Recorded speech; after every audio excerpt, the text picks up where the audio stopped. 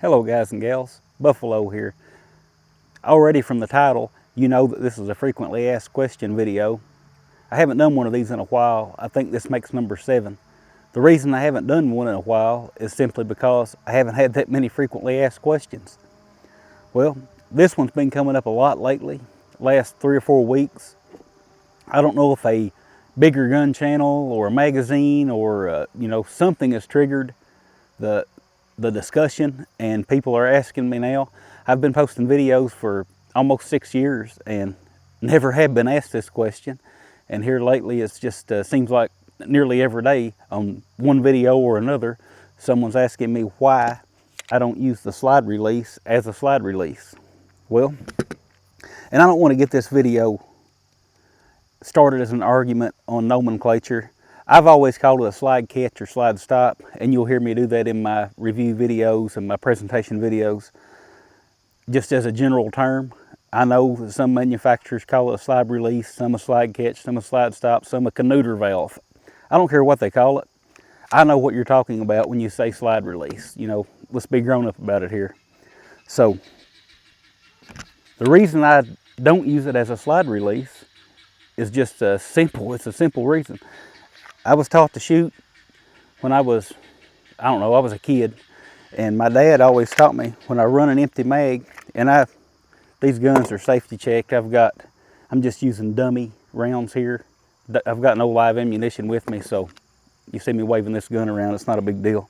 Nobody behind the camera. So, but he taught me that when I inserted a new magazine, to pull that slide back to compress that recoil spring and give it that much more energy shooting forward to strip that round off the top of the magazine and into the chamber.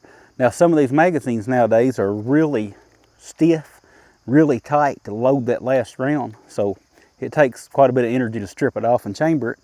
Why not use the extra little bit? And some guys will argue and say, oh, it's not enough to amount to nothing, but why not use that extra little bit to strip that first round off? It doesn't hurt anything. That's my point of view, and chamber it that way. Now, I use that method even on pistols like this Ruger P95 with the slide mounted decocker. You know, people talk about the Beretta 92, Ruger P95. You know, you can't rack the slide on those because they got a safety decocker. Well, in all of my videos, you see me do it over and over with all these types of pistols. Also, something to think about, I did a video a few weeks back on the Walther PK380, which doesn't even have an external lever. It has an internal slide catch. It locks back after the last round, but if you want to send that slide home, you're going to have to use the slingshot method. That's all there is to it. So, which brings up another point for me. I make all these YouTube videos. I shoot a bunch of different pistols. You guys, you've seen the videos I put out. I shoot a lot of different pistols, and this method seems to work across the board for me. So when I grab a pistol up, I'm not even thinking about the slide release. In my mind, it's a slide catch.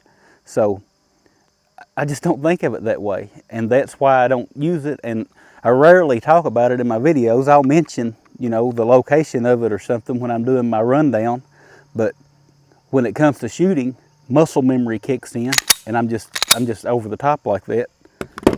Just the way I do it. So I hope this answers the question. I'm not trying to press the way I do things onto you guys. In fact, quite the opposite.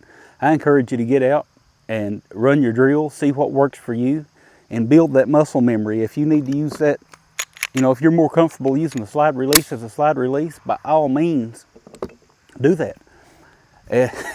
I don't concern myself with what other folks do.